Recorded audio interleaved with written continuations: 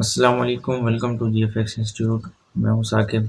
आज है हमारी एडोबी इलस्ट्रेटर की क्लास नंबर 14, जिसमें हम थोड़ा सा स्ट्रोक्स के बारे में पढ़ेंगे। कुछ चीज़ें स्ट्रोक्स में रह गई हैं। वो चीज़ें जिस तरह आप लोगों ने देखा होगा कि कुछ इलस्ट्रेशन की जो आउटलाइन होती है या उनका जो स्ट्रोक होता है, वहाँ पे डिफरेंट किस्म के एरो हेड्स होते हैं। जो एरो में जो चीज़ें आ जाती हैं वो उसमें होती हैं। ठीक है।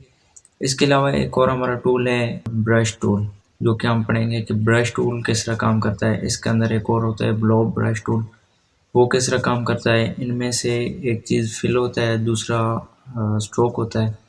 तो इसके बारे में हम पढ़ेंगे। तो आइए आज की क्लास शुरू करते हैं।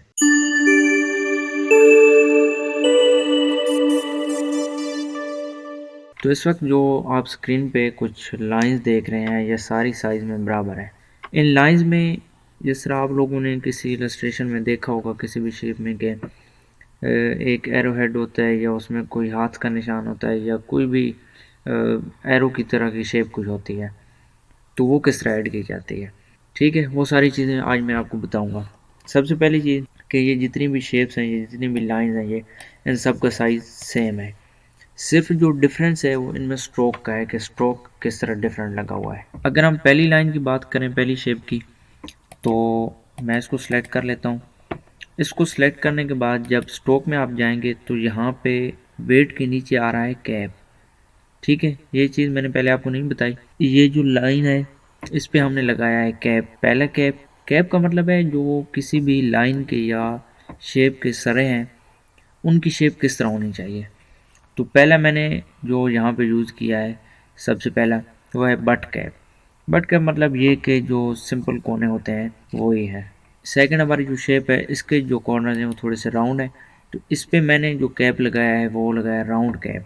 इन दोनों शेप्स में अगर आप गौर से इनको देखें तो थोड़ा सा डिफरेंस है। डिफरेंस क्या है कि जो नीचे वाली शेप है उसका साइज़ थोड़ा सा बड़ा है। क्यों बड़ा है? क्योंकि यहाँ पे हमने जो स्ट्रोक लगाया है राउंड कैप वाला, वो हमारे जो दोनों तरफ एंडिंग पॉइंट्स है हमारी लाइन के, उनके बाहर की तरफ वो वाला जो राउंड एरिया है वो ऐड हुआ है, ना कि उस शेप का जो एक्चुअल साइज़ है उसमें। एक्चुअल साइज़ अपनी जगह पे है। हमारा जो इसमें स्ट्रोक ऐड हुआ है राउंड कैप वाला, वो उस जो एंडिंग पॉइंट्स हैं उनसे बाहर की तरफ ऐड हुआ है। इस वजह से इसका जो थोड़ा सा साइज़ है वो इंक्रीज़ हो गया है। अगर हम थर्ड शेप पे आ जाएं तो ये भी सेम, इसमें भी वही चीज़ है। इस पे हमने एक और स्ट्रोक लगाया। थर्ड हमारे पास स्ट्रोक है प्रोजेक्टिंग कैप। प्रोजेक्टिंग कैप में क्या है, अगर आप पहले वाले देखें बट कैप और प्रोजेक्टिंग कैप, इसमें कोई डिफरेंस नहीं है। जो शेप है उसमें, साइज़ की बात मैं नहीं कर रहा, साइज़ में ज़रूर डिफरेंस है। ठीक है, बट कैप और प्रोजेक्टिंग कैप में जो शेप है उसका डिफरेंस नहीं है, साइज़ का डिफरेंस है। क्यों है साइज़ का डिफरेंस? जो हमारे पास बट कैप है वो जो एक्चुअल साइज़ है हमारी शेप का या हमारी लाइन का, उस पे अप्लाई हो रहा है। उसके जो एंडिंग पॉइंट्स है वहाँ पे अप्लाई हो रहा है दोनों तरफ। लेकिन हमारे पास जो प्रोजेक्टिंग कैप है वो हमारी जो एक्चुअल लाइन है उसके एंडिंग पॉइंट्स पे अप्लाई नहीं हो रहा, बल्कि एंडिंग पॉइंट से थोड़ा सा आगे होके अप्लाई हो रहा है। अगर आप गौर से इसको देखें, मैं थोड़ा सा जूम इन कर रहा हूँ यहाँ पे ताकि आपको समझ आ जाए। गौर से आप यहाँ पे देखें तो हमारे पास ये जो एंडिंग पॉइंट है हमारा एंकर पॉइंट, इससे थोड़ा सा फासले पे, डिस्टेंस पे हमारा जो स्ट्रोक है वो अप्लाई हुआ है। इस वजह से हमारा जो बट कैप है और प्रोजेक्टिंग कैप है, इन दोनों के दरमियान हमारा जो साइज़ है हमारी लाइन का वो डिफरेंट है। ये तीनों चीज़ें मैंने आपको समझा दी हैं। ये बिल्कुल सिंपल सी चीज़ें हैं, इनमें कोई ज़्यादा साइंस नहीं है। अब नेक्स्ट हम आ जाते हैं इन एरो वाली शेप्स पे। अगर मैं इस शेप को सिलेक्ट करूं और सिलेक्ट करने के बाद यहाँ पे स्ट्रोक पैनल में जाऊं, तो यहाँ पे हमारे पास आ रहा है एरो हेड्स। एरो हेड्स का मतलब है कि कोई भी जब लाइन होती है या कोई भी हमारे पास शेप होती है, उसके एक स्टार्टिंग पॉइंट होता है और एक एंडिंग पॉइंट होता है। ठीक है, तो इलस्ट्रेटर में हमारे पास ये एक फैसिलिटी है कि हम उसके स्टार्टिंग पॉइंट पे भी कोई एरो शेप लगा सकते हैं और उसके एंडिंग पॉइंट पे भी कोई शेप लगा सकते हैं। तो हमारे पास ये एक अलग से यहाँ पे पैनल दिया हुआ है। इसमें क्या है, अगर इस शेप को मैंने सेलेक्ट किया है तो इसमें मेरे पास ये जो हमारा स्टार्टिंग पॉइंट है यहाँ पे एरो शो हो रहा है, और इससे अगला जो एंडिंग पॉइंट है वहाँ पे सिंपल लाइन है। क्यों? क्योंकि स्टार्टिंग पॉइंट पे मैंने एरो लगाया हुआ है और एंडिंग पॉइंट जो है वहाँ पे मैंने कोई एरो नहीं लगाया हुआ, तो इस वजह से मेरे पास कोई एरो शो नहीं हो रहा। इससे नीचे अगर आप देखें तो यहाँ पे हमारे पास स्केल आ रहा है। ठीक है, स्केल किस चीज़ का आ रहा है, जो हम यहाँ पे लगा रहे हैं स्ट्रोक उसका आ रहा है। तो अगर मैं यहाँ पे स्केल, ये जो स्टार्टिंग पॉइंट है इसका 50% कर देता हूँ, तो आप देखेंगे कि स्केल डाउन हो गया। मतलब ये उसका सिंपल अल्फाज में आपको बता दूं कि जो साइज़ है वो किस तरह होता है, वो चेंज कर सकते हैं हम, स्केल उसको कहते हैं। नीचे आ रहा है अलाइन। ठीक है, अलाइन में क्या होता है कि सबसे पहली चीज़ है extend arrow tip beyond end of the path, या सेकंड है place arrow tip at the end of the path. अब ये थोड़ी सी चीज़ समझने वाली है, पहले मैं आपको एक बार दिखा देता हूँ। अगर मैं यहाँ पे अलाइन के बाद जो आ रहा है extend arrow tip beyond end of the path click करता हूँ, तो आपने देखा कि जो हमारा एरो है वो अपनी जगह से मूव करके थोड़ा सा आगे चला गया है। और अगर मैं दूसरा यहाँ पे क्लिक करता हूँ place arrow tip at the end of the path, तो हमारा जो एरो था वो दोबारा पीछे मूव कर गया है। अब इस चीज़ को थोड़ा सा समझाने के लिए मैं यहाँ पे जूम इन कर देता हूँ इसको। तो आप इस वक्त अगर देखें तो एक हमारे पास ये एंकर पॉइंट है और दूसरा ये एंकर पॉइंट है। ठीक है, ये हमारे पास इस लाइन के दो एंकर पॉइंट्स हैं। अब क्या हुआ है कि जो ही हमने इस पे स्ट्रोक लगाया है एरो हेड वाला, तो हमारा जो स्ट्रोक एरो लगा है वो जो हमारी शेप है उसके अंदर ही लगा है, या जो उसकी बाउंडिंग लाइन है उसके अंदर ही लगा है, ना कि हमारी जो एंड है लाइन की वहाँ पे लगा है। इस चीज़ को आसान अल्फाज में मैं अगर समझा दूँ कि हमने कोई अगर लाइन बनाई है और जो एक्चुअल साइज़ है हम उसी के अंदर एरो हेड बना देते हैं, या उस लाइन का जो एक्चुअल साइज़ है वो उसी जगह पे ही रहता है और हम जो एरो हेड है या मज़ीद उसमें जो शेप डालना चाहते हैं वो उससे अलग बना के उसके साथ जस्ट अटैच कर देते हैं। ठीक है, फ़र्ज़ करें हमारी जो शेप है वो जहाँ पे एंड हो रही है, ये जो एरो हेड से पहले तक है, और हम जो एरो हेड है वो इससे आगे तक बना रहे हैं। तो वो है कि हम किसी भी शेप के जो एरो हेड है या उस पे जो स्ट्रोक लगा रहे हैं वो उसके एंडिंग पॉइंट से आगे है या अलग है। अब अगर हम कोई भी शेप या कोई लाइन जो है हमने ड्रा की है वहाँ पे उसका जो एक्चुअल साइज़ है उसी के अंदर ही रहकर हम कोई हेड बनाते हैं या कोई उस पर इलस्ट्रेशन करते हैं, तो वो क्या होता है कि जो हम स्ट्रोक या जो इलस्ट्रेशन कर रहे हैं वो उस साइज़ के या उस शेप के अंदर ही रह के उसका जो एक्चुअल साइज़ है उस पे काम कर रहे हैं। तो आपको ये समझ आ गया होगा। एक बार मैंने जूम जहाँ पे किया हुआ है मैं आपको दिखा देता हूँ। अब क्या है, थोड़ा सा जूम आउट करके मैं दिखा देता हूँ कि हमारे पास, अब देख लें, हमारा एक एंकर पॉइंट ये है, दूसरा ये जो हमारा एरो हेड जहाँ पे ख़त्म हो रहा है ये है। मतलब ये कि ये जो एक्चुअल साइज़ है हमारी शेप का वो है, और हमने जो स्ट्रोक लगाया है इसी साइज़ के अंदर वो अप्लाई हुआ है। ठीक है, अलग से वो बाहर अप्लाई नहीं हुआ। मैं जूम इन करके आपको एक बार डिफरेंस दिखा देता हूँ उन दोनों का, क्या इसका फ़र्क है। अब अगर मैं अलाइन में जाके extend arrow tip beyond end of the path click करूँगा, तो आपने देखा कि हमारा जो लाइन का एक्चुअल साइज़ है वो अपनी जगह पे है, लेकिन जो हमने स्ट्रोक लगाया है वो हमारी एंडिंग लाइन है या हमारा जो एंड पॉइंट है लाइन का उससे आगे जाके अप्लाई हुआ है, अलग से अप्लाई हुआ है। ठीक है, दोबारा अगर मैं इसको place arrow tip at the end of path करता हूँ, तो वो हमारा जो एक्चुअल साइज़ है उसी में अप्लाई हो जाते हैं, हमारे जो लाइन का एंडिंग पॉइंट है वो एरो हेड की टिप पे आ जाता है। ठीक है, तो उम्मीद है आपको ये समझ आ गया होगा। अब अगर मैं मज़ीद आगे जाऊँ तो आगे भी मेरे पास ये दो जो हैं शेप्स हैं। अगर मैं इस शेप पे क्लिक करूँ और स्ट्रोक में जाऊँ, तो यहाँ पे आप देख सकते हैं कि जो हमारा स्टार्टिंग पॉइंट है इस शेप का उस पे मैंने कोई भी एरो या कोई स्ट्रोक नहीं लगाया हुआ। जो हमारा एंडिंग पॉइंट है हमारी शेप का उस पे मैंने ये वाला स्ट्रोक लगाया हुआ है। ठीक है, तो इस तरह आप देख सकते हैं कि इसमें फ़िलहाल एक और चीज़ आपको समझा दूं कि अगर ये एरो हेड्स के सामने आ पाएँ तो यहाँ पे दो छोटे छोटे एरोज़ बने हुए हैं। इन एरोज़ पे अगर आप माउस को लेके जाएं तो यहाँ पे लिखा हुआ आता है कि swap start and and arrow heads. मतलब ये अगर इसी शेप पे मैं अप्लाई करूँ तो आप देख सकते हैं कि मैंने यूँ इस पे क्लिक किया है, जो एरो की डायरेक्शन थी वो चेंज हो गई है, राइट से लेफ़्ट हो गई है। ठीक है, स्वैप का मतलब है यहाँ पे कि चेंज करना, कि आप किस पॉइंट को स्टार्टिंग पॉइंट लेना चाहते हैं और किस पॉइंट को एंडिंग पॉइंट लेना चाहते हैं।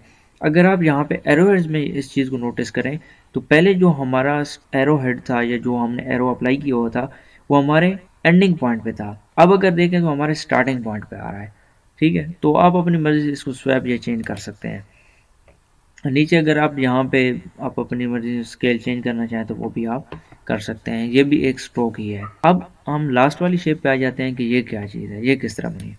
तो इस पे क्लिक करके अगर मैं स्ट्रोक पे आऊँ तो इस पे अब मैंने दो स्ट्रोक अप्लाई किए हुए हैं। इसके स्टार्टिंग पॉइंट पे भी किया हुआ है और इसके एंडिंग पॉइंट पे भी किया हुआ है। ठीक है, स्टार्टिंग पॉइंट पे अगर मैं क्लिक करूँ तो इस पे मैंने ये वाला एरो अप्लाई किया हुआ है और एंडिंग पॉइंट पे जाऊँ तो ये वाला एरो अप्लाई किया हुआ है। अब अगर इस शेप को देखें तो ये इंटरेस्टिंग नहीं है, अनइंटरेस्टिंग सी शेप है। क्यों? क्योंकि इसका जो स्केल है, जो स्ट्रोक हमने अप्लाई किया है, जो एरो वर्ड्स हमने अप्लाई किए हैं वो बहुत ज़्यादा है। तो अगर मैं यहाँ पे इस पे 50% कर देता हूँ इसको और इसको भी मैं क्लिक करके 50% कर देता हूँ तो अब आप देख सकते हैं कि अब थोड़ी सी इंटरेस्टिंग किस्म की शेप बन गई है। अभी भी ये कोई इतनी अच्छी शेप नहीं है क्योंकि मैं जस्ट आपको समझाने के लिए कर रहा हूँ। हम जो हमारी एक्चुअल लाइन है उसके साइज़ के मुताबिक इसको स्केल कर सकते हैं। तो इस पे जो हमारा लगा हुआ है वो अब दो स्ट्रोक्स लगे हुए हैं, स्टार्टिंग पॉइंट पे भी एंडिंग पॉइंट पे भी। अब दोबारा वही चीज़, अगर स्वैप आप करना चाहते हैं तो इस पर आप क्लिक करेंगे तो आपकी जो डायरेक्शन है वो चेंज हो जाएगी। तो उम्मीद है आपको समझ आ गई होगी कि किस तरह किसी भी शेप के अंदर अगर हम डिफरेंट जो स्ट्रोक कैप्स हैं वो ऐड करना चाहें या जो एरो हेड्स हैं स्ट्रोक के वो लगाना चाहें तो वो कैसे आ सकते हैं। अब यहाँ तक हमारा जो स्ट्रोक है वो कंप्लीट हो गया है। अब एक नई चीज़ मैं आपको समझाना चाह रहा हूँ। अगर आप हमारा जो रेक्टेंगल टूल है उसके राइट साइड पे देखें तो यहाँ पे आ रहे हैं हमारे पास पेंट ब्रश टूल। अब इसके साथ देखें तो यहाँ पे एक छोटा सा एरो भी आ रहा है, ये एक ट्राइंगल आ रही है।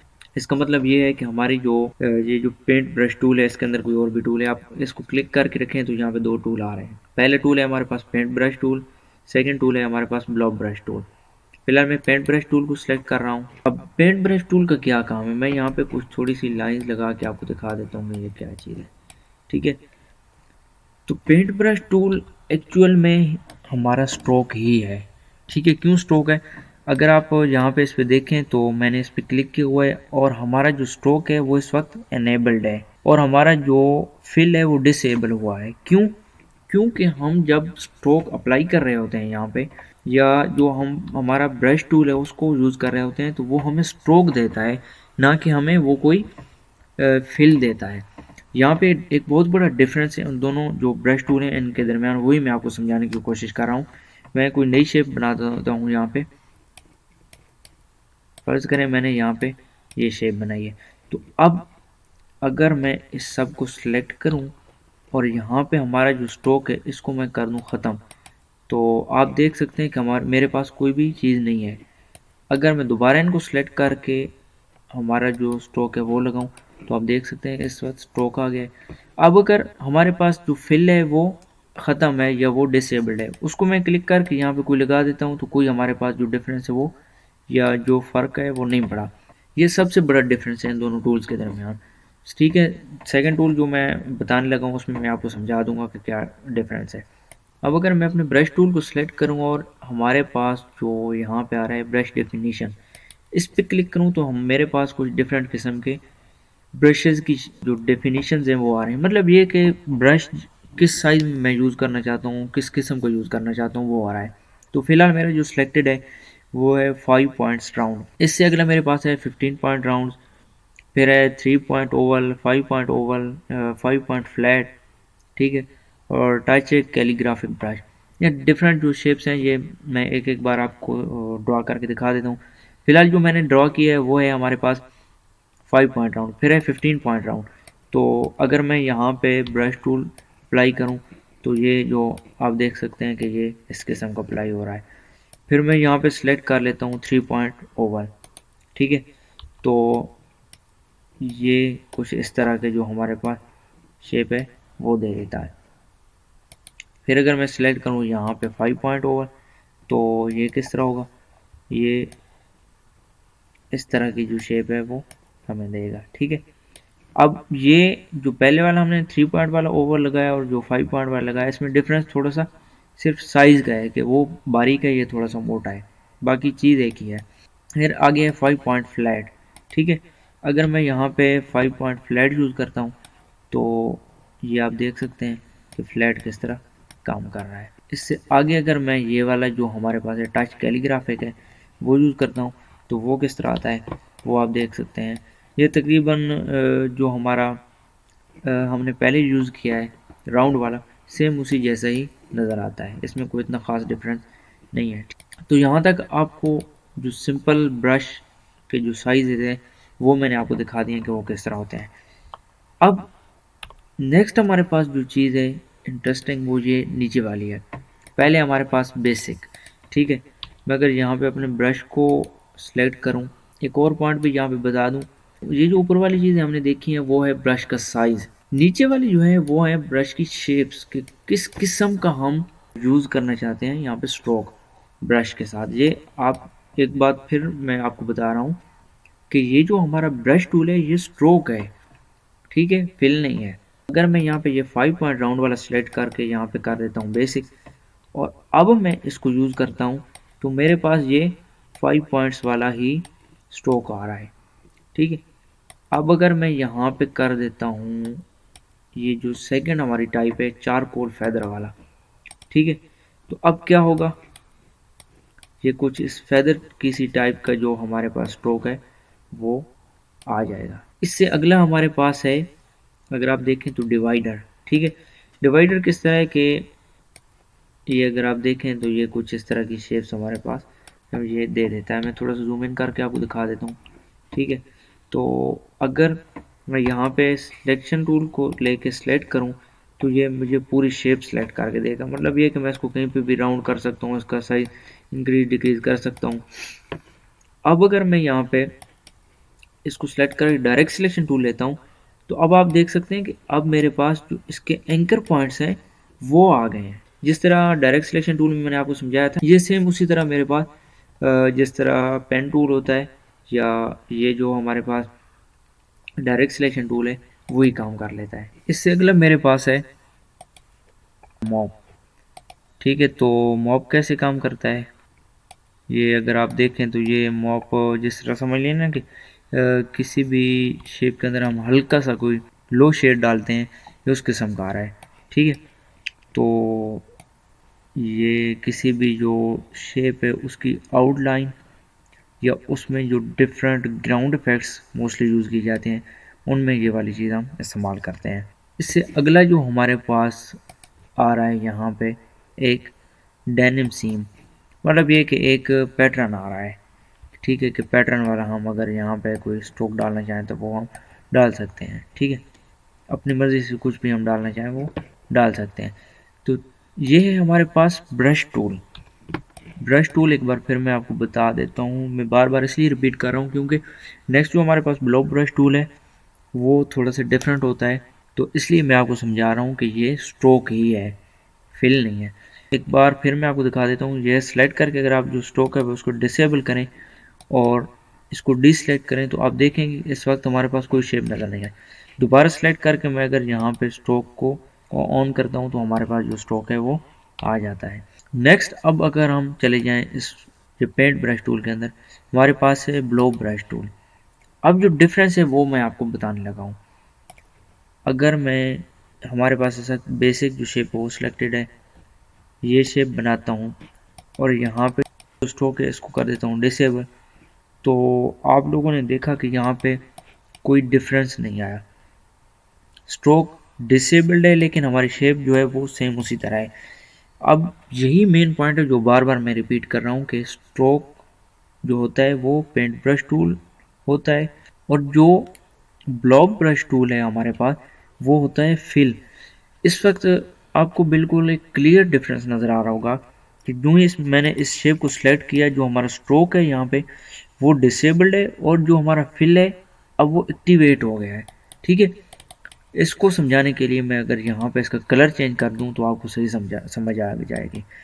अब आप लोगों ने देखा कि मैंने इस वक्त फिल का जो कलर है वो चेंज किया, ना कि स्ट्रोक का। अगर मैं यहाँ पे इस पर स्ट्रोक लगाना चाहूँ तो स्ट्रोक भी लग जाएगा और अगर स्ट्रोक को मैं डिसेबल कर दूं तो कोई डिफरेंस नज़र नहीं आया। फ़र्क जो है वो मैं दोबारा आपको बता रहा हूँ कि हमारा जो पेंट ब्रश टूल होता है वो होता है स्ट्रोक, और जो ब्लॉक ब्रश टूल होता है वो होता है फिल। तो इस डिफरेंस को आपने याद रखना है। टूल की ज़रूर प्रैक्टिस करें, लेकिन जो डिफरेंस दो चीज़ों के दरमियान होता है उसको ज़रूर याद रखा करें, ताकि जब आप इलस्ट्रेशन कर रहे हो तो आपको कोई मसला ना हो। तो इसमें भी इसी तरह, अगर आप यहाँ पे ब्लॉक ब्रश टूल सेलेक्ट करें और यहाँ पे फ़र्ज़ करें मैं ये वाला जो हमारा चारकोल फेदर वाला है ये सिलेक्ट कर लेता हूँ और ये करता हूँ, तो यहाँ पे कोई डिफरेंस नज़र नहीं आया आपको। मैंने सिलेक्ट किया था यहाँ से फेदर वाला, लेकिन हुआ नहीं। क्यों? क्योंकि उस वक्त जो हमारा स्ट्रोक था वो डिसेबल्ड था। ये चीज़ याद रखें, जो पेंट ब्रश टूल है वो स्ट्रोक होता है, इसलिए ये जो ऊपर वाले स्ट्रोक्स हैं हमारे वो एक्टिवेट हो जाते हैं, और जो स्ट्रोक हम सेलेक्ट करते हैं वो ही हम यूज़ भी कर सकते हैं। इस शेप में जब मैंने ब्लॉक ब्रश टूल को सिलेक्ट करके स्ट्रोक अप्लाई किया तो वो नहीं हुआ। दोबारा मैं इस चीज़ को समझा देता हूँ। फिलहाल मैं इसको डिलीट कर रहा हूँ और मैं ब्लॉक ब्रश टूल ले रहा हूँ। मैं यहाँ पे जस्ट दो सिंपल लाइंस ड्रॉ कर रहा हूँ। तो इस वक्त मेरे पास जो है वो सिंपल लाइंस है। मैं थोड़ा सा जूम इन कर लेता हूँ ताकि आपको क्लियरली समझ आ जाए। इस वक्त मेरे पास यहाँ पे फिल लगा हुआ है, ठीक है। यहाँ पे स्ट्रोक है वो डिसेबल्ड है। अगर मैं इन पे स्ट्रोक लगाना चाहूँ तो मैं इनको सेलेक्ट करके यहाँ पे स्ट्रोक में जाऊँगा और मैं यहाँ पे लगा देता हूँ। ये जो चारकोल फेदर वाला है ये थोड़ा सा आसानी से समझ आ जाता है, इसलिए मैं लगा रहा हूँ। तो आप लोगों ने वाज़ेह डिफरेंस यहाँ पे देखा होगा कि हमारे पास जो शेप है उसमें चेंजिंग आ गई और हमारा जो नीचे स्ट्रोक था वो भी चेंज हो गया है।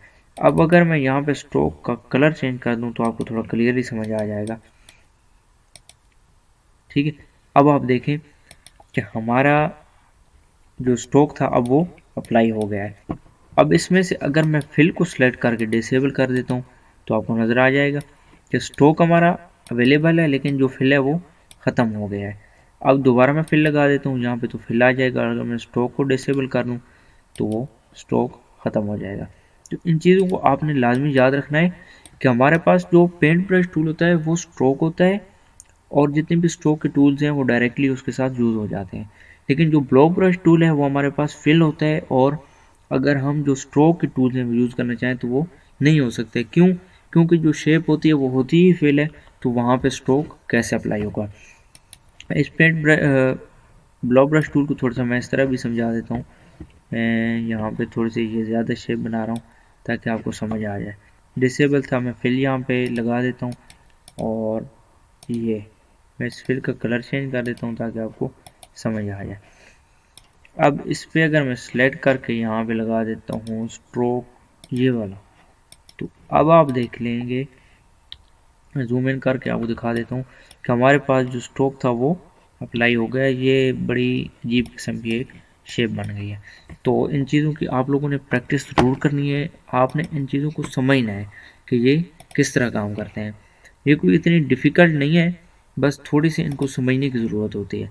तो आप लोगों ने इन चीज़ों की प्रैक्टिस ज़रूर करनी है ताकि आपको समझ आ सकें। उम्मीद है आपको आज की वीडियो पसंद आई होगी। अगर पसंद आई तो इस वीडियो को लाइक करें, अपने दोस्तों के साथ शेयर करें। इंशाल्लाह अगली वीडियो में मिलेंगे, तब तक के लिए अल्लाह हाफ़िज़।